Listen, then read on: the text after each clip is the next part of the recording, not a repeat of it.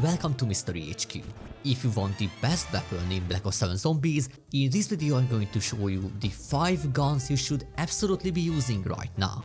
Make sure to drop a like and subscribe if you found this video helpful, but now let's jump straight in. Let's start with probably the most interesting weapon on the list, the Ion Sniper. Right now it's the absolute best boss killer weapon in the game, with the only real downside being mobility. That's why it's not the best option against Calteris, where constant movement is the key. But against Dravakar or the Dark Heart, well, this thing completely destroys them. Those bosses are basically giant bullet sponges that barely move, which is exactly where the Ion shines. Now, I would not call this as the best all-around weapon in zombies, but for those specific boss fights, it's honestly the strongest pick. For the Paradox Junction easter egg, you will definitely want a secondary weapon for survivability, and on Totenreich you still need the Jotun Star for the same reason. But purely for boss fight damage, nothing really comes close to the Ion. And the reason is very simple: once you Pack-a-Punch it, this thing becomes a literal cannon. Then, in Cursed mode, Tier 4 Pack-a-Punch turns it into a fully automatic sniper, while still keeping the insane damage output. And it's also a wall weapon on Paradox Junction, so it's kind of a no-brainer choice for a Tier 3 Cursed run.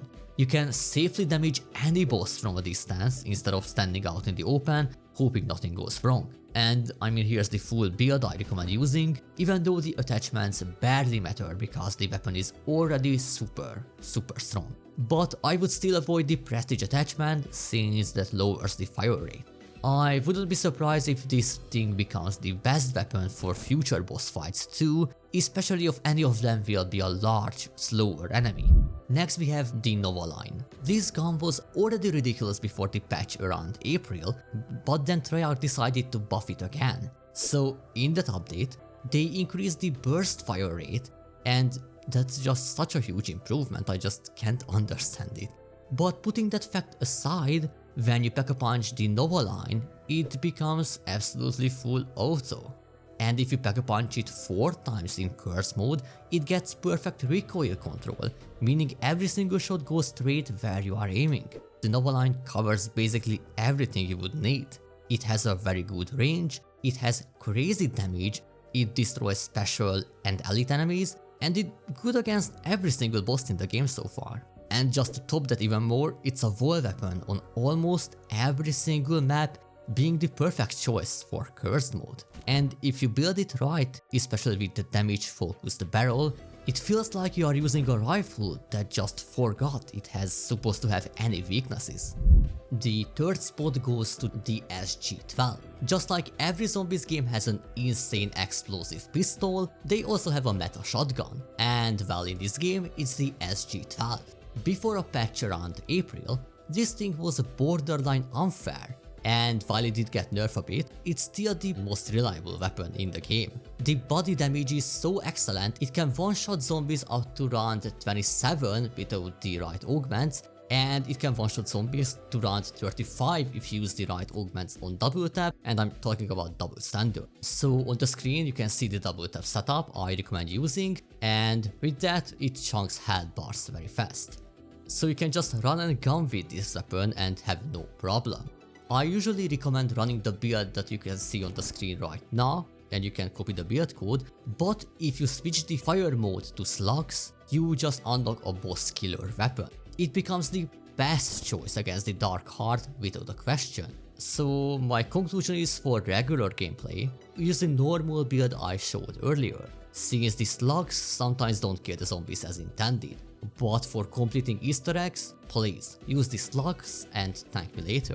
Next, just like in every other zombies game, we have a pistol that's a no-brainer pick. It's the returning classic, the 1911, also known as Mustang and Sally. I think for just surviving, so not against any easter egg boss, this is the best weapon you can use right now. At base, it already hits harder than every other pistol in the game, and once you pack-a-punch it, it starts firing explosive rounds. Then, if you throw a Kimbo on top of that, you get Mustang and Sally back, and this thing shreds. Especially with the build you are seeing on the screen right now, as it makes it fully automatic. If you want to try it out, just copy my build code or the attachments. Also, this became the starting weapon in cursed mode, and there, if you pack-a-punch it, it automatically becomes the dual-wield version without the attachments like it worked in classic zombies. The catch is obviously that you need PhD Flopper. Without that perk, you are just carrying around a death wish. But once you have that, this thing becomes your panic button. You can just spray it and get out of every situation. It's amazing in regular rounds, holds up even after the health cap, and really strong against special and elite enemies. Plus, it has that old school feeling that instantly reminds you why players love this thing back in the older games. The only place I would not call it the best, like I said, is against Easter egg boss fights. Okay, maybe you can bring it in as a support weapon, but nothing more than that. Before we get to the number 1 spot, I quickly want to mention 3 more weapons that absolutely deserve to be on the list as honorable mentions. First, the XM325 LMG, and this is probably the most underrated weapon here. It's a fast firing LMG with surprisingly good handling, making it incredibly reliable. It clears regular zombies easily, feels very forgiving to use, and on most maps it's a wall-buy weapon as well. Definitely something more people should be talking about. Then there's the Voyak, which is the best assault rifle in the game right now. Very high damage even after the health cap, great handling, solid ammo capacity, and just a very good weapon all around. I used this one to complete the Paradox Junction speedrun Dark Ops Easter egg and worked like a charm.